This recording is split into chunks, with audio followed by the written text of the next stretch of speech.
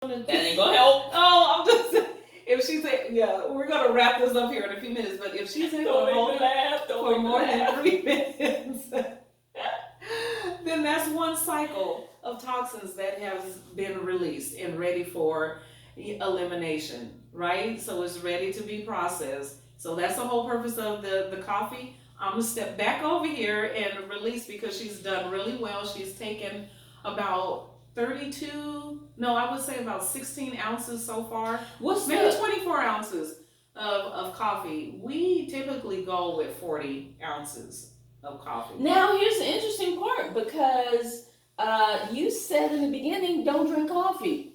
That's so right. Let's talk about that. In this case, it does the reverse. No pun intended. If you put it in at the other end. Oh gosh. So you may want to reconsider how you take your coffee.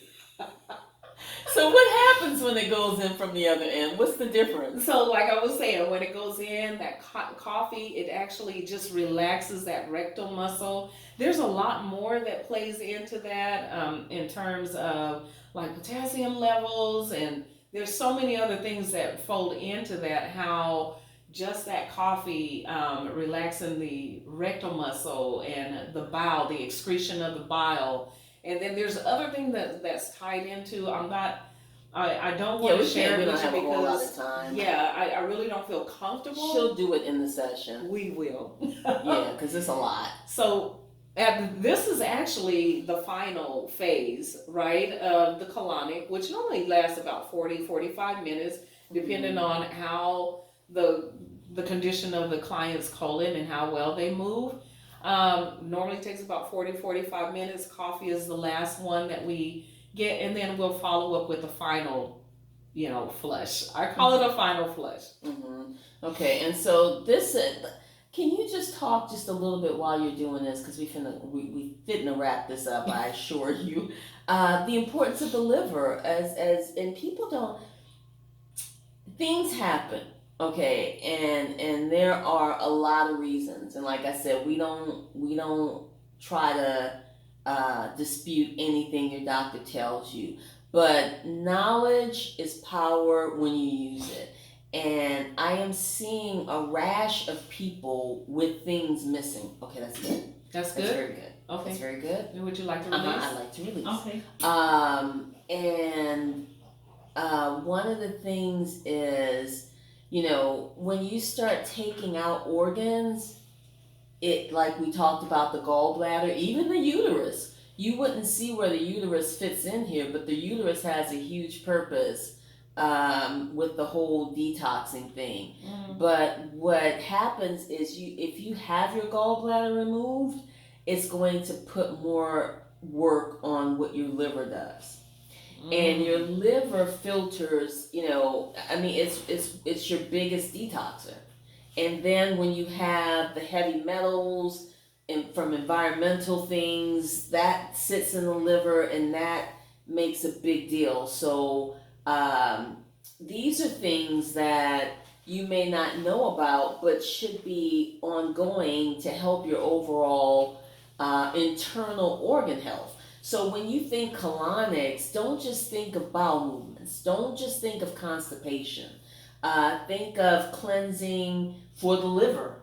Think of cleansing for the gallbladder, and if the liver is functioning at its optimum capacity, then that's going to make it easier for the spleen to do what it does and also too, people don't realize that the liver sends blood up to the heart. Wow. It actually sends blood up to the heart. People don't realize that. So if you are missing organs, you need to be getting a colonic.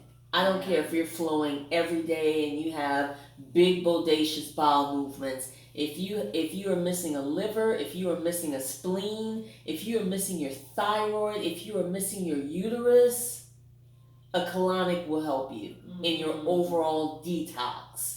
And now more than ever, in light of what's going on, you need to have your body supported and functioning optimally.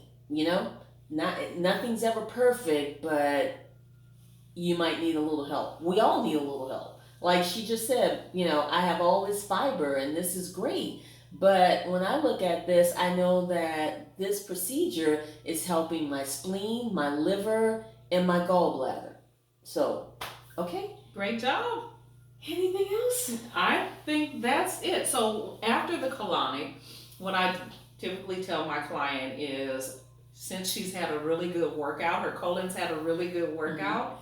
So only for today, she will eat just really light foods, steamed vegetables, no raw vegetables, no raw foods, because that actually is a little bit harsh on the colon, because she's been moving, flowing really, really good.